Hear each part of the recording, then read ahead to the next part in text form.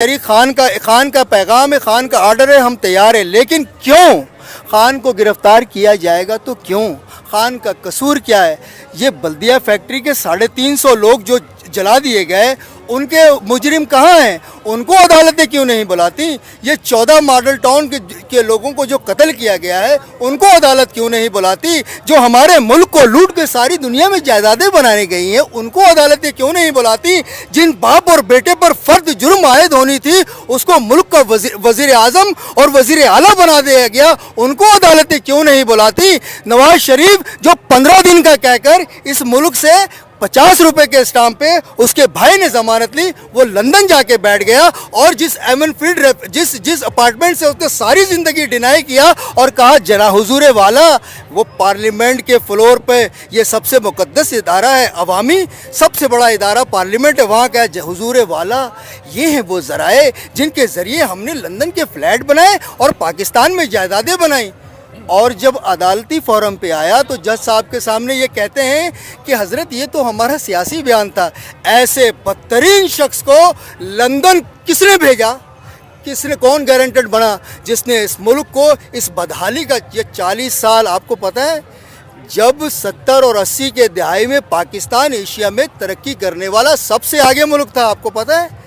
लेकिन जब इनकी बारियां लगी तो क्या हुआ? ये अमीर तर हो गए, पाकिस्तान और पाकिस्तानी गरीब तर हो गए। क्या वजह बनी?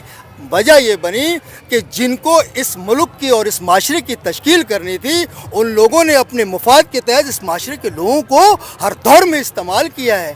आपको पता है ये जो जिनके जो बेनिफिशरी हैं, इन जैसे लोगों के, वो भी तरक्की कर गए, ये लोग भी तरक्की कर गए। कौम डीजल पेट्रोल हमारे पास देखें 4 मौसम है, अल्लाह ने हमें 4 मौसम दिए। तीसरे नंबर की ज़रखेज़ ज़मीन हमारी है। हमारे पास सोना है, चांदी है, तांबा है, पीतल है, सल्फर है, सोडियम है, पोटेशियम है, यूरेनियम है, हर चीज़ की मिकदार हमारे पास पाई जाती है। हमारा मुल्क मादिनियात का ख़जाना है और पाकिस्तानी लोग सारी दुनिया के भिखारी हैं। क्या वजह बनी? कौन लोग हैं? देखें ये जो 4 लोग हैं ना, जरदारी एक ऐसा कलंक है इस पाकिस्तान के माथे पर कि जब तक रहती दुनिया तक इस मुल्क का वजूद कायम रहेगा, उस वक्त तक ये कलंक इस मुल्क के माथे पर रहेगा कि ये सदर था पाकिस्तान का, इस्लामी जमहूरिया पाकिस्तान का सदर जरदारी।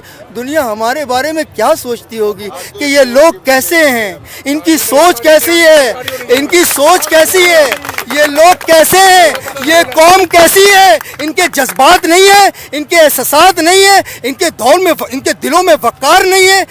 ये कोई इंसान नहीं है कि इस मुल्क का सदर जरदारी भी इस मुल्क का सदर हो सकता था। कितने शर्म की बात है। देखिए जो 2 कौमी ला इलाहा इल्लल्लाह के बिना पर जो मुल्क वजूद में आया था, उस मुल्क का सदर जरदारी। आप सोच के देखें क्या हालत हमारी बना दी। ये कायनात के अल्लाह, मूसा अलैहिस्सलाम ने पूछा अल्लाह आप नाराज़ कब होते हैं और आपकी नाराज़गी दुनिया पे जाहिर कैसे होती है?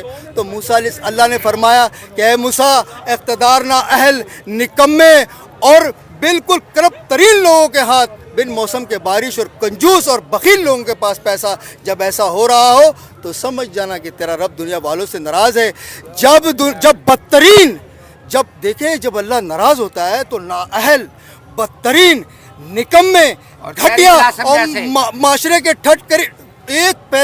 माशरे के थर्ड क्लास लोग इज्जतों के मनसब पे बैठा दिए जाते हैं और इज्जतदार लोग मुफलिसी और तंगदस्ती की ज़िंदगी गुजारने पर मजबूर होते हैं। जब अल्लाह राज़ी होता है तो मौसम की बारिश होती है, इक़्तिदार के हज़रत उमर जैसा बादशाह होता है और दौलत सखियों के हाथ में होती है।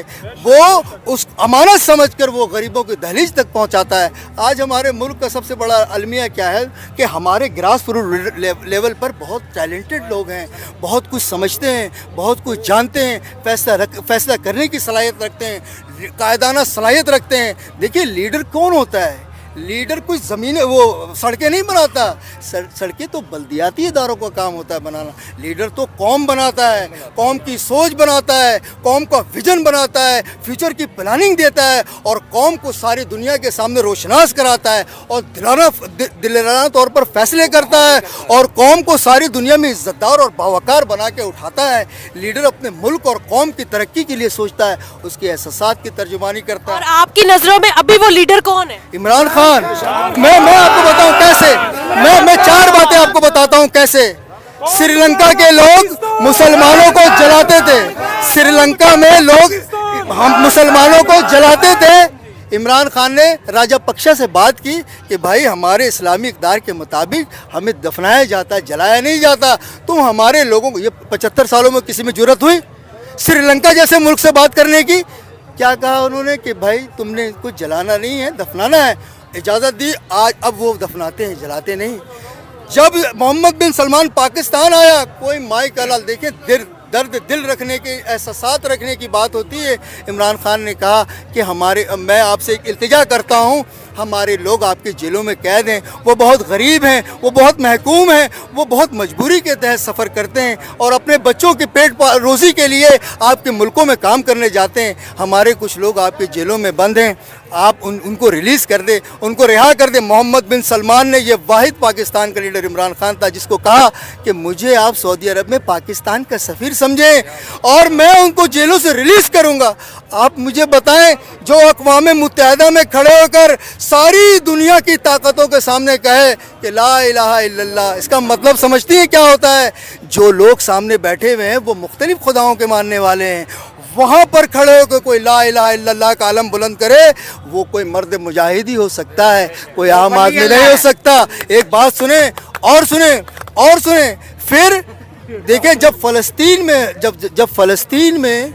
फ़लस्तीन में इसराइल ने बमबारी की तो पहला पाकिस्तान का वज़ीर आज़म इमरान खान था जिसने भेजा शाह महमूद कुरैशी को अक़वाम मुत्तहिदा में और जाओ और कहो ये जंग बंदी कराए।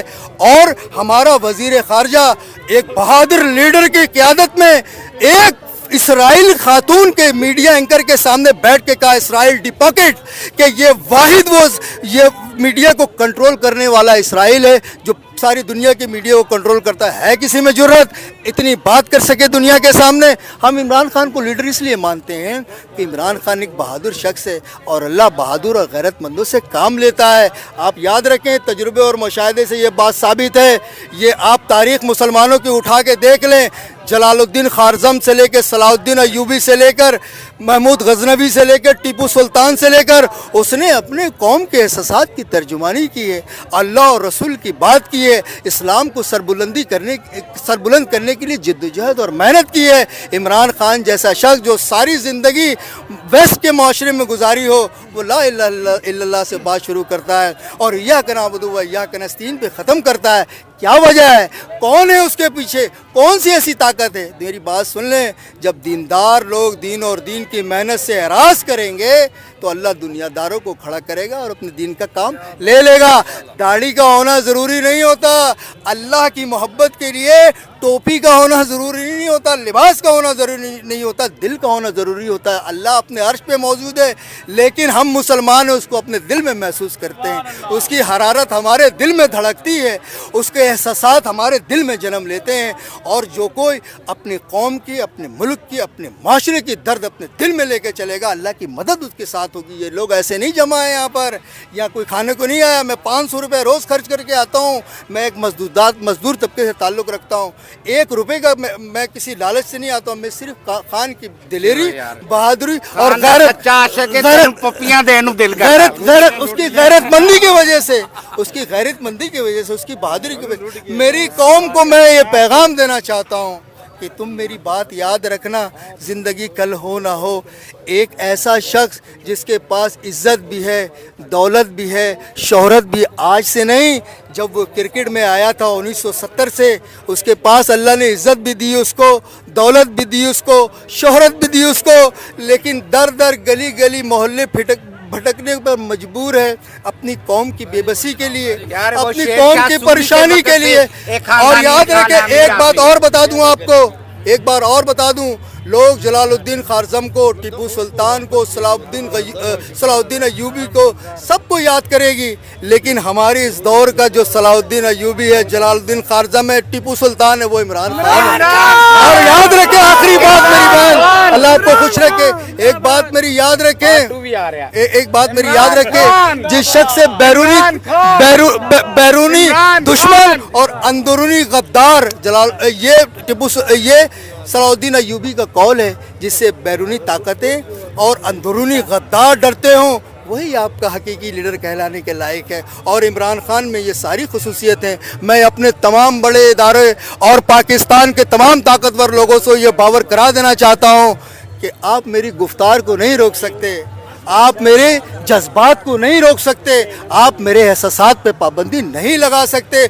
मैं जिसे चाहूँगा अपना लीडर तस्लीम करूँगा और जिसे चाहूँगा इनकार करूँगा। आप मुझे कैद नहीं कर सकते। मेरा पैदा करने वाला, जिसने इस ज़मीन को बनाया, आसमान को बनाया, चांद सूरज को बनाया, सितारे सैयारों को मेरे लिए बनाया, आपको पता है आप कौन है?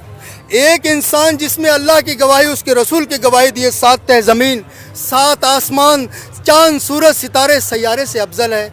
इतनी अल्लाह ने हमें अहमियत दी है, हमको बोलना सिखाया, हमें दिल दिए, इस दिल में एहसास दिए, इसमें जज्बात दिए, इसमें मोहब्बत दी, इसमें तमाम कायनात की मोहब्बत, क्या कुछ इसमें एक दिल में अल्लाह ने जमा किया। और फिर अल्लाह ने फरमाया कि अर्रहमान अल्लमल कुरान खलकल इंसान अल्लमहुल बयान। मुझे बोलने की ताकत, इस्तेदाद मेरे मालिक ने दी है और अशरफ मुझे बनाया है। और 4 कसमें खा के मुझे बयान किया है, क्या किया, क्या वत्तीन वज़ैतून वतूर सीनीना वहाज़ल बलदिल अमीन लक़द खलक़नल इंसाना फ़ी अहसनि तक़वीम। मैंने मेरे बंदे को कायनात के सबसे खूबसूरत सांचे में ढाल के बनाया है और मैंने इसको कायनात का दूल्हा बनाया है। मैंने इसे ज़मीन का खलीफा बनाया है, नबी का नाइब बनाया है, विरासत में कुरान दिया है, एक ऐसा निज़ाम दिया है जो सारी दुनिया में सबसे आला व अकमल है। हमारे बहनों की इसमें इस्लाम एक ऐसा मज़हब है जिसमें माँ के हकूक़ अलहदा हैं, बहन के हकूक़ अलहदा हैं, भाई के हकूक़ अलहदा हैं, पड़ोसी के हकूक़ अलहदा हैं, बच्चों के हकूक़ अलहदा हैं, माशरे के हकूक़ अलहदा हैं, दुनिया के हकूक़ अलहदा हैं, हर किस्म के हकूक़ अलहदा हैं। हम मुसलमान हैं और हमसे टकराने की ये गद्दार लोग जुर्रत ना